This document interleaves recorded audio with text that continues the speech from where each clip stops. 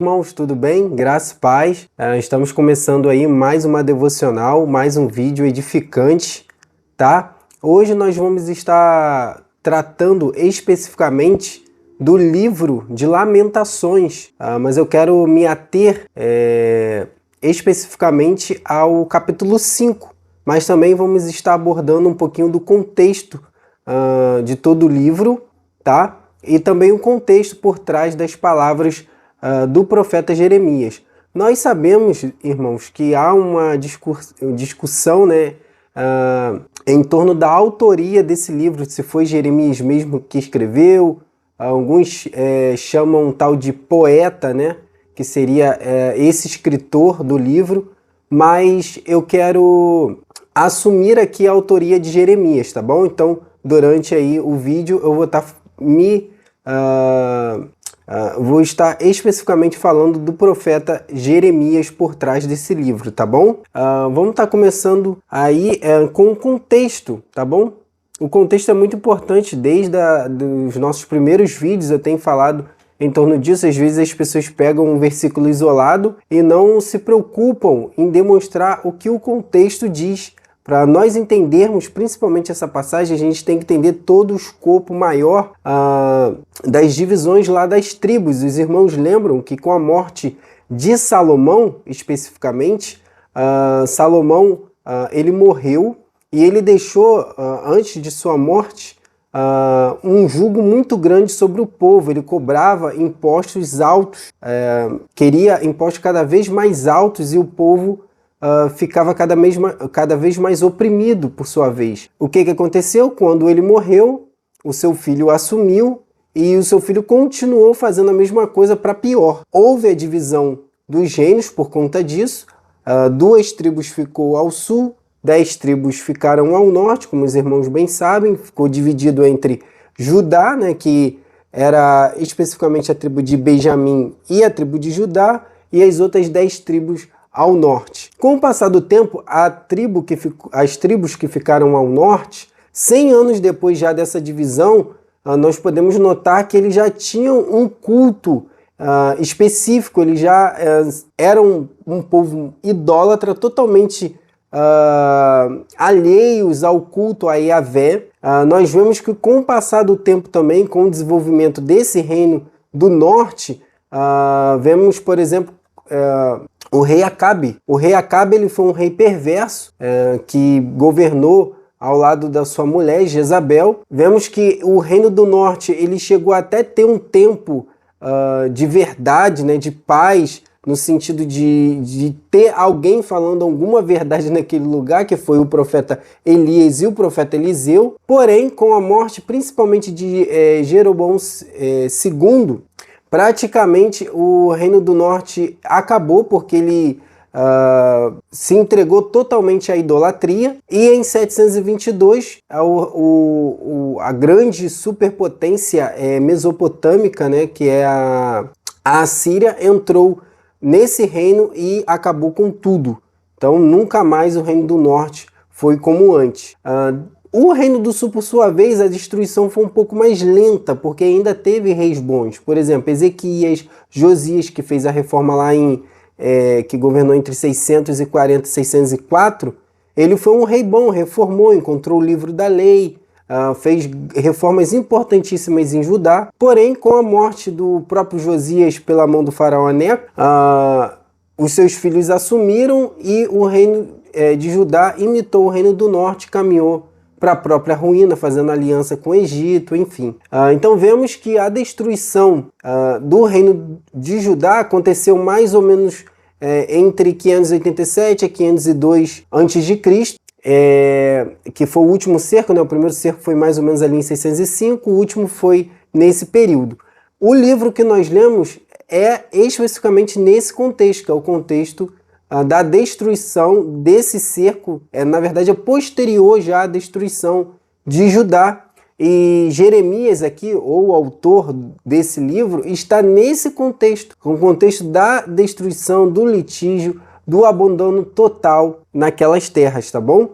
O que acontece? Nessa época, nós vemos pelo relato de Lamentações que a fome era tão grande que que as mulheres, muitas mulheres sacrificaram o próprio filho para saciar a fome. Então, assim, era uma fome muito grave. Isso é visto no próprio livro. Por exemplo, as terras estavam desoladas, abandonadas. Então, os inimigos, outras nações, estavam fazendo morada dentro dos territórios de Judá. Outro ponto, eles eram assaltados pelos beduínos, porque nem todo mundo foi para a Babilônia. Isso é um ponto importante. Nem todo mundo foi para a Babilônia deportado, né? Muitas pessoas ficaram passando fome, ficaram passando grande sofrimento e dificuldade em Judá, pela supervisão, claro, de alguns soldados caldeus, tá bom? Então, esse é o contexto, por isso que Jeremias está sofrendo tanto, por isso que Jeremias, muito parecido com Abacuque também, vê o litígio,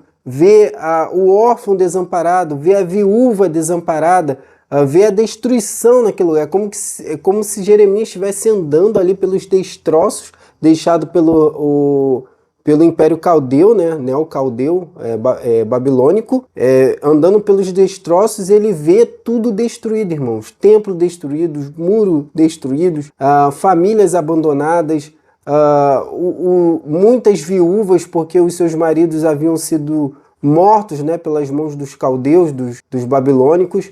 Então, assim, destruição total naquele lugar. Então, esse é o contexto do livro que nós lemos, e nós aprendemos alguns pontos interessantes que eu quero falar, esses pontos que eu quero falar essa noite. Por exemplo, a fidelidade de Deus, irmãos, não pode ser apenas externa.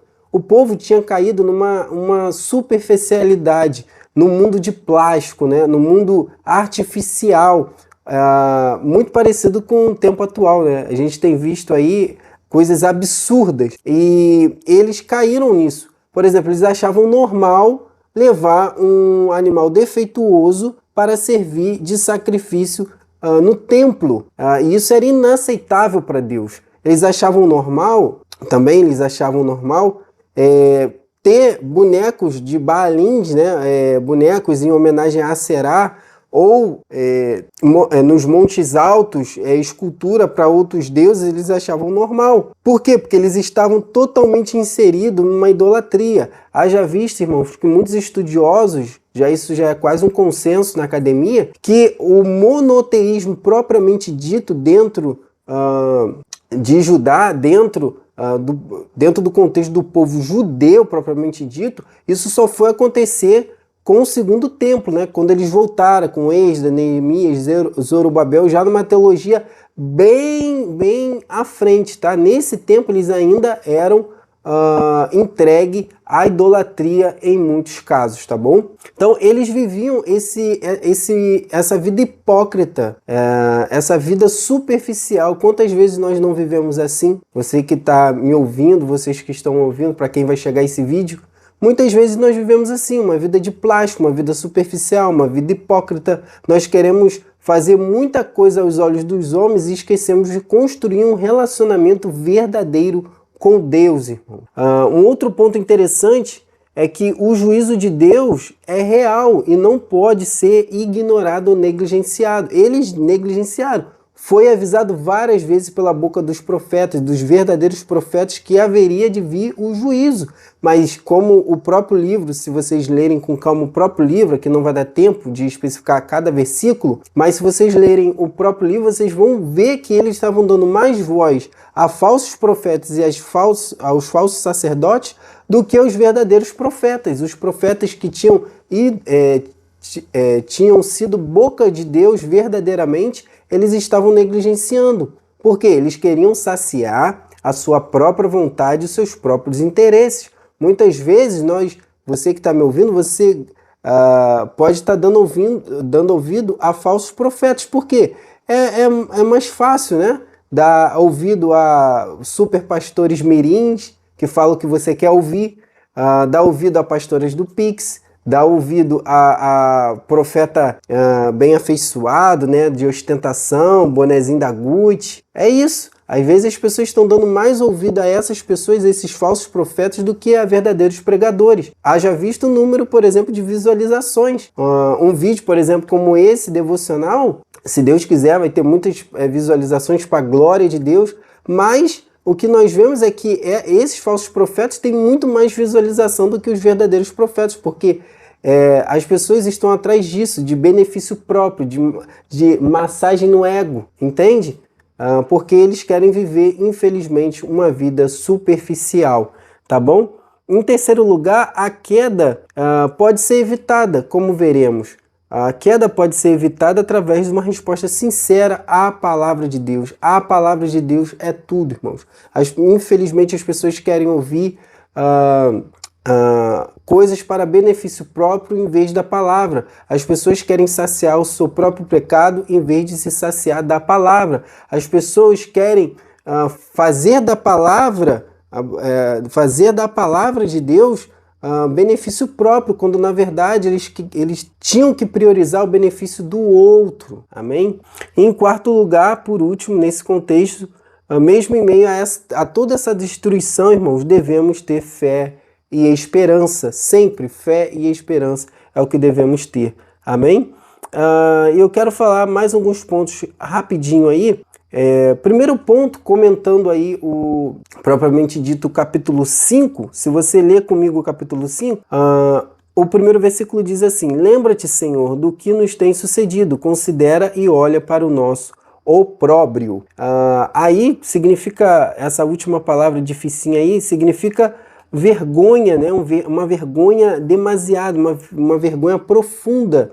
O profeta pede para que o Senhor lembre deles, né? Lembra-te, Senhor, do que tem nos sucedido, do que está acontecendo conosco, da nossa destruição, e olha para a nossa vergonha. Realmente eles tinham sido envergonhados pelo Império Babilônico. Irmãos, e esse é um primeiro ponto que eu queria falar com vocês.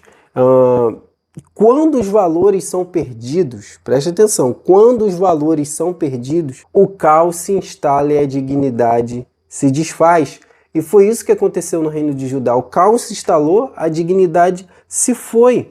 E valores, irmãos, quando negligenciamos valores do céu, normalizamos os maiores absurdos. Quando negligenciamos os valores do reino, normalizamos os maiores absurdos. Haja visto o bebê reborn aí, que tanto está sendo falado. Normalizar um absurdo, irmãos. As pessoas estão substituindo, por exemplo, uma criança por um boneco de plástico e depositando nesse boneco sentimentos, depositando nesse boneco relacionamento. As pessoas estão fazendo as coisas um absurdo. As pessoas estão imitando cachorro, as pessoas estão se passando por animais, as pessoas estão fazendo das pessoas ídolos, de políticos ídolos. As pessoas estão normalizando um absurdo. Infelizmente, irmãos, o que nós vemos hoje é isso, a normalização do absurdo, porque se perdeu os verdadeiros valores, os valores de Cristo, os valores que Jesus nos deixou, o que a palavra de Deus nos deixou. Em segundo lugar, toda queda é precedida por sucessivos erros. Se você pegar no capítulo 4, versículo 6, o profeta compara nitidamente o pecado de Judá ao pecado de Sodoma e Gomorra. Ele fala que o pecado de Judá ainda é maior, porque o pecado de Judá foi punido pelas mãos de homens. Deus ainda humilhou mais Judá, porque puniu pela mão de homens, assim como fez com o reino do norte, diferente de Sodoma e Gomorra, que Deus puniu diretamente. Então ele diz que a vergonha, o pecado de Judá ainda é maior que o pecado de Sodoma e Gomorra por conta disso. Irmãos, e toda queda é precedida por sucessivos erros. Sodoma não caiu de um dia para a noite, eles já estavam, a ira do Senhor estava se acumulando contra Sodoma e Gomorra. A mesma coisa contra Judá, a ira do Senhor estava se acumulando contra Judá. Às vezes, você pode se perguntar, por que está acontecendo isso comigo? Por que eu estou passando por isso, irmãos? Faz uma recapitulação da sua vida, faz uma recapitulação dos seus erros, faz uma recapitulação dos seus pecados. Cuidado, porque às vezes você só está acumulando consequências para a sua vida. Cuidado. Do versículo 1 ao versículo 18, vai falando do que sucedeu com Judá, né? As terras foram tomadas, órfãos e viúvas foram abandonados, necessidades básicas foram violadas, Por exemplo, eles tinham que comprar água. A necessidade era tão grande nesse tempo em Judá que eles tinham que comprar água. Eles foram humilhados pelos seus inimigos, sem dúvida. Versículo 5. Em terceiro lugar, uma aplicação interessante é que nós temos que deixar um legado, irmãos. Se você ler com um versículo 7, diz assim: nossos pais pecaram e já não existe. Nós é que levamos o castigo das suas iniquidades. Esse provérbio era muito conhecido em Judá nesse tempo. Os moradores de Judá eles estavam depositando mais a culpa nos seus pais do que nos seus próprios pecados. Mas a verdade é que os pais pecaram, sem dúvida, eles iriam ter consequências, porque como os pais pecaram, logo havia consequências sobre eles também. Mas eles estavam perecendo pelos seus próprios pecados. Se eles tivessem se arrependido, se eles tivessem redimido, se eles tivessem se prostrado ao Senhor com o coração voltado, numa confissão de pecado genuína, se a nação tivesse se dobrado diante de Yahvé e pedido genuinamente perdão a ele, sem dúvida, Deus teria misericórdia, porque como o próprio livro diz, as misericórdias do Senhor é a causa de não sermos consumidos. Então, sem dúvida, eles não seriam consumidos se eles tivessem se dobrado e se arrependido diante do Senhor, mas eles preferiram continuar no seu próprio pecado. Esse é o ponto, irmãos. Qual legado nós temos deixado para as nossas futuras gerações? Qual legado você tem deixado para os seus filhos? Qual legado você tem deixado na sua vizinhança, no seu trabalho? Qual legado você tem deixado? Amém? E um último ponto, mas antes, irmãos, eu queria falar mais algumas coisas sobre o legado, né? Irmãos, cuidado, porque é fácil ignorar o presente quando você não pensa no futuro, ou seja, nas consequências. É fácil você ignorar o presente quando você não está pensando nas consequências que você vai ter no futuro. E talvez no futuro, já no futuro, será muito difícil você ignorar o passado, pois talvez você já se tornou um guardião dessas consequências, ou seja, os erros podem deixar marcas. Vai ser difícil você ignorar o passado, tendo marcas profundas dos seus erros. Mas o desafio não é somente aprender com o passado, mas redimi-lo, proclamando o que tem de mais precioso na cruz, irmão. Nenhuma condenação há para aqueles que estão em Cristo Jesus. As coisas velhas se passaram e eis que tudo se fez novo. Há esperança. Há esperança para você deixar um verdadeiro legado, um legado legítimo para as futuras gerações.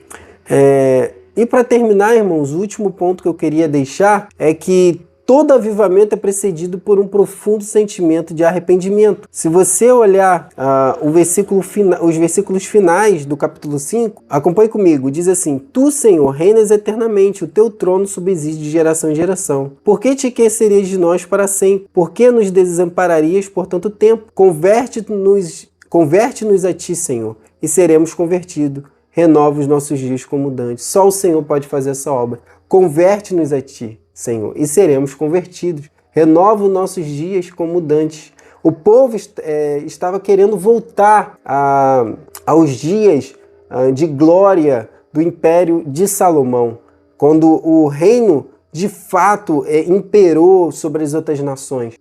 O povo queria voltar ao tempo, por exemplo, de Davi, que foi um reinado maravilhoso, de muitas formas, muitas batalhas vencidas por Davi. O povo queria olhar para o passado com o coração arrependido e clamar ao Senhor para que voltasse esses dias de glória. Sem dúvida, irmãos, todo avivamento é precedido de um genuíno arrependimento. Se arrependa essa noite e peça para o Senhor que renove seus dias como antes. E sem dúvida, o Senhor, como diz o próprio livro, o Senhor é misericordioso e as misericórdias dele é a causa de não sermos consumidos. Renova-se a cada manhã. Então tenha esperança, abandone o seu pecado, se renda ao Senhor com o coração humilde, genuinamente quebrantado diante dele, e o Senhor curará as suas feridas, o Senhor curará a nação, o Senhor renovará os seus dias, e quem sabe o Senhor possa trazer um grande avivamento através de nós. Amém, irmãos? Muito obrigado, que o Senhor abençoe a todos e até a próxima, em nome de Jesus. Amém.